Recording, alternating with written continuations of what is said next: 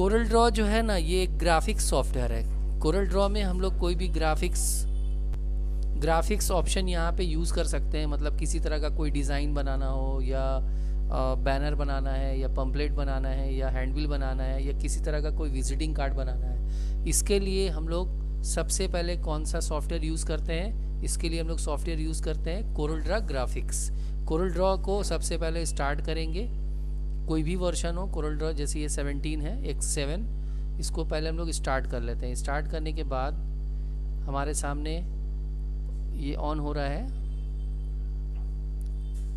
Application start हो रहा है, ऑलमोस्ट डन।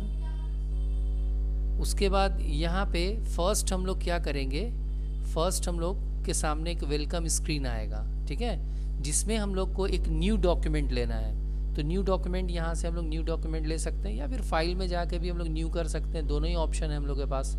अब यहाँ पे पेज का कुछ सेटअप होता है, ठीक है। आप जो पेज यूज़ करना चाहते हैं वो किस साइज़ में यूज़ करना चाहते हैं, लेटर साइज़ यूज़ करना चाहते हैं, या A4 साइज़ यूज़ करना चाहते हैं, या एनवलप साइज़ यूज़ करना चाहते हैं, वो यहाँ पे मेंशन किया हुआ है। बहुत बार क्या होता है कि हम लोग को रैंडमली यानी कस्टम के हिसाब से साइज़ लेना पड़ता है। कभी कभी 12-18 का साइज़ लेना पड़ता है, कभी कभी 12:6 का लेना पड़ता है, कभी फ़ोटोग्राफ्स वाला साइज़ यूज़ करना पड़ता है।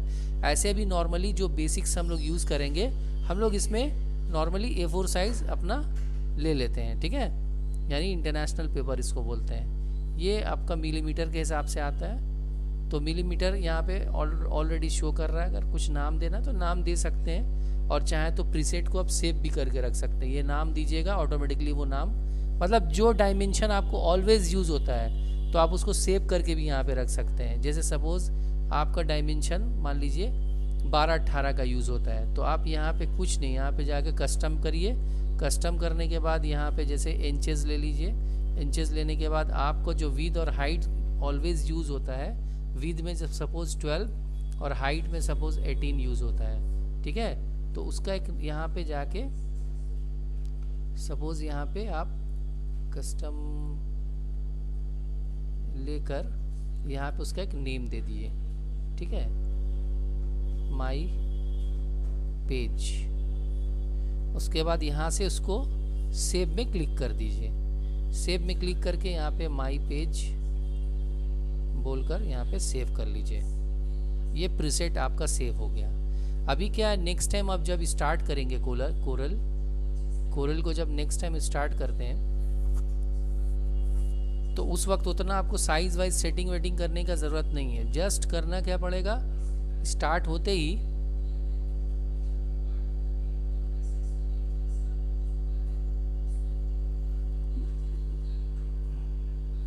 जैसे ही कोरल ड्रॉ स्टार्ट होगा, तो जब भी वेलकम स्क्रीन आएगा, वेलकम स्क्रीन जैसे ही आया, यहाँ पे न्यू डॉक्यूमेंट किया आपने।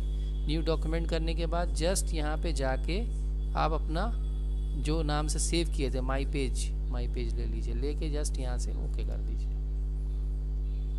तो ये हुआ स्टार्ट का प्रोसेस। उसके बाद अब यहाँ पे इसका इंट्रोडक्शन करा दें। सबसे टॉप में जो दिख रहा है ये आपका टाइटल बार है, ये आपका मेन्यू बार है जहाँ से सारा मेन्यू यूज़ होता है, और ये जो है ये वाला है आपका, देखिए यहाँ से देखिए इतना सारा टूल बार है, मेन्यू बार, यानी कोई भी टूल बार अगर ऑफ हो जाए तो राइट क्लिक करके आप उसको ऑन कर सकते हैं। ये देखिए ये स्टेटस बार नीचे वाला, ठीक है। फिर उसके बाद स्टैंडर्ड टूल बार कौन सा है, ये वाला स्टैंडर्ड टूल बार है। देखिए जैसे स्टैंडर्ड टूल बार ऑफ करेंगे वो ऑफ हो जाएगा। फिर उसके बाद स्टैंडर्ड टूल बार ऑन कर दिया। प्रॉपर्टी टूल बार कौन सा, ये वाला, जब प्रॉपर्टी टूल बार आप ऑफ कीजिएगा तो वो ऑफ हो जाएगा। और टूल बार कौन सा, ये वाला, टूल बार जब ऑफ कीजिएगा तो टूल बार भी ऑफ हो जाएगा।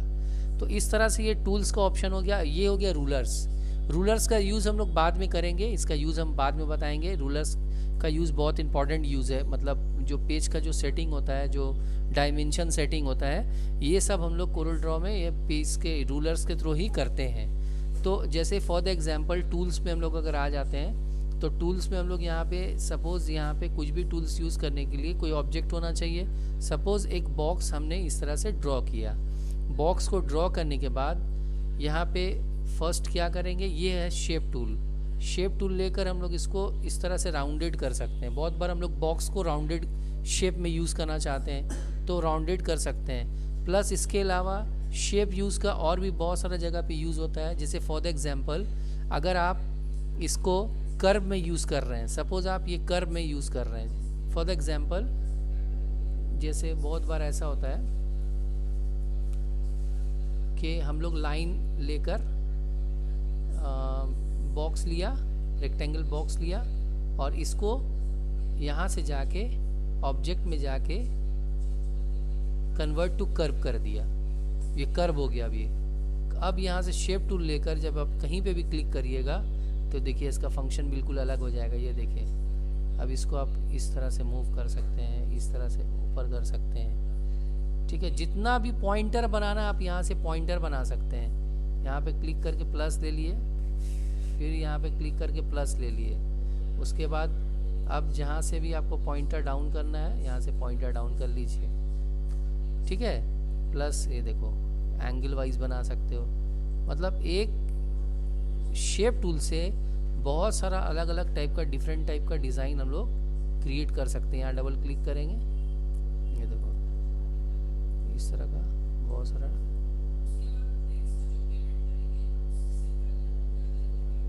सारा डिज़ाइन हम लोग बना सकते हैं। अभी यहाँ से कलर वगैरह जो भी फिल करना है कलर फिल कर सकते हो। फिल कलर करने के लिए तुम्हारा लेफ़्ट क्लिक होता है और लाइन कलर करने के लिए राइट क्लिक होता है। लाइन तो अभी बहुत स्लिम है, लाइन को यहाँ लाइन का विड्थ जो है यहाँ से आप बढ़ा सकते हो। ये लाइन का विड्थ यहाँ से बढ़ाया जा सकता है। इसका बहुत सारा शॉर्टकट भी है, वो हम सब शॉर्टकट की जो है तुमको दे देंगे। इससे क्या होगा, तुमको कीबोर्ड से माउस से उतना करने की ज़रूरत नहीं, वो सारा काम तुम कीबोर्ड से कर सकते हो, ठीक है। तो ये हुआ हम लोग का शेप टूल का फंक्शन। उसके बाद फिर नेक्स्ट हम लोग इसी में सपोज़ यहाँ से शेप टूल के नीचे में एक ऑप्शन दिख रहा है स्मूथ, पर स्मूथ का यूज़ अभी नहीं होगा। जब हम लोग इसको रफेन करेंगे तो उसको स्मूथ कर सकते हैं। मतलब बिल्कुल स्मूथ करने के लिए जैसे सपोज़ यहाँ से जूम टूल लेकर थोड़ा इसको जूम कर लिया। यहाँ से जूम करने के बाद यहाँ से हम लोग पहले लिया रफेन टूल। रफेन टूल से क्या कर सकते हैं, रफेन टूल से यहाँ से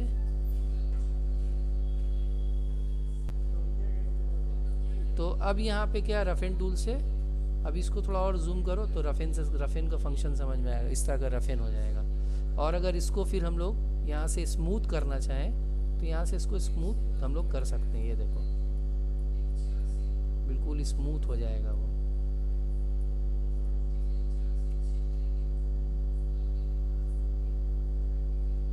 ठीक है।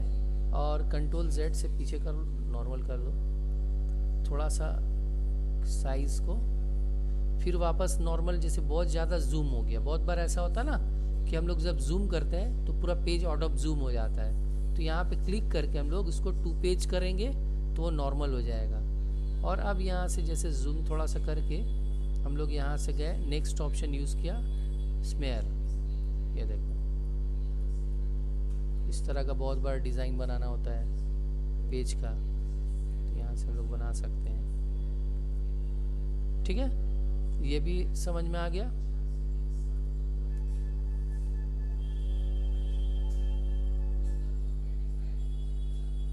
उसके बाद फिर हम लोग नेक्स्ट जो यूज़ करेंगे ट्रिल। ट्रिल का काम क्या है, जैसे आप ये कॉर्नर को इस तरह से ट्रिल कर सकते हैं। ये देखिए कहीं से भी ट्रिल का यूज़ कर सकते हो आप, ठीक है। ये ट्रिल फंक्शन हो गया। उसके बाद फिर यहाँ से हम लोग ये है इस पे भी वही, मतलब कुछ कुछ ऑप्शन जो है वो मिलता जुलता है, एक्स्ट्रा फंक्शन दिया है उस तरह का, ठीक है ना। उसके बाद नेक्स्ट ऑप्शन हम लोग का है स्मज टूल। स्मज टूल से क्या होता है, ये स्मज कर सकते हैं इस तरह से, जैसे पॉइंट ऐसे ऐसे करके पॉइंट निकाल सकते हो, ये अलग अलग पॉइंट इस तरह से निकाल सकते हो, ठीक है। फिर वापस इसको कंट्रोल Z करके इसको नॉर्मल कर लिया। तो ये हो गया हम लोग का, ये वाला रफ एंड टूल का भी बता दिया, ये वाला पूरा टूल्स जो है पूरा क्लियर हो गया। नेक्स्ट जो टूल है वो है क्रॉप और नाइफ। क्रॉप क्या होता है, क्रॉप के बारे में बाद में बताएंगे, क्योंकि क्रॉप जो है वो फोटोज़ वगैरह के लिए यूज़ होता है, क्रॉप करने के लिए। वो कॉमन वर्ड है क्रॉप, जो हम लोग मोबाइल में भी करते हैं। और नाइफ टूल क्या होता है, नाइफ टूल से हम लोग ये देखो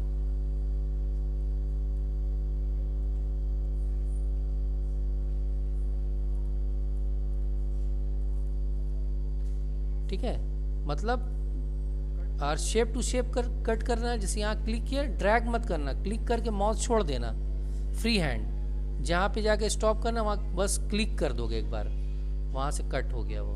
अब इसको तुम यहाँ से अपना अलग भी कर सकते हो। बहुत बार इसका हम लोग डिज़ाइन भी बनाते हैं। जैसे सपोज़ हम लोग को एक डिज़ाइन हम लोग को बनाना है, यहाँ से जाके इसको पहले 2 पेज कर लो,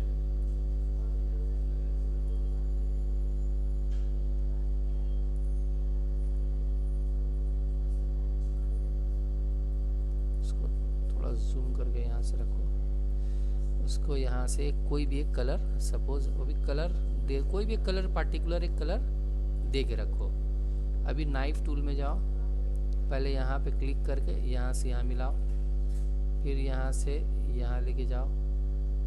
देखो ये स्टैंड होना चाहिए। अगर ये देखो जैसे यहाँ से यहाँ ठीक आ रहा है, अब तुम यहाँ से जब यहाँ लेके जा रहे हो तो ये पॉइंटर नहीं ढूंढ पा रहा है। तो हम लोग को मतलब होता क्या है, हम लोग को लगता है कि कट हो रहा है। देखो ये स्टैंड है ना पूरा, ठीक है, वर्टिकल शेप में, यहाँ पे भी वर्टिकल शेप में आना चाहिए, तब कट होगा ये। अगर नहीं आ रहा है मतलब नहीं हो रहा। देखो जैसे यहाँ से वर्टिकल शेप में आ रहा है, यहाँ भी वर्टिकल शेप में है, कट हो गया। तो हम लोग को उसी एंगल के हिसाब से इसको नाइफ टूल का यूज़ करना पड़ेगा। ये वाला पूरा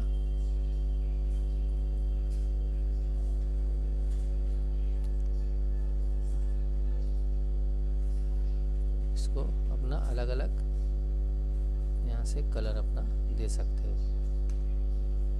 बहुत सारा कंपनी का लोगो वगैरह भी इस तरह का डिज़ाइन वगैरह रहता है।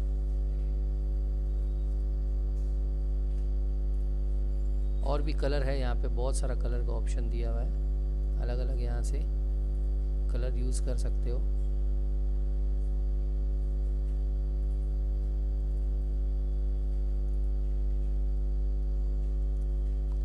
ठीक है, अभी ये अलग अलग है, देखो अलग अलग है। तो ये सबको एक साथ तुम कर सकते हो। कैसे करोगे एक साथ?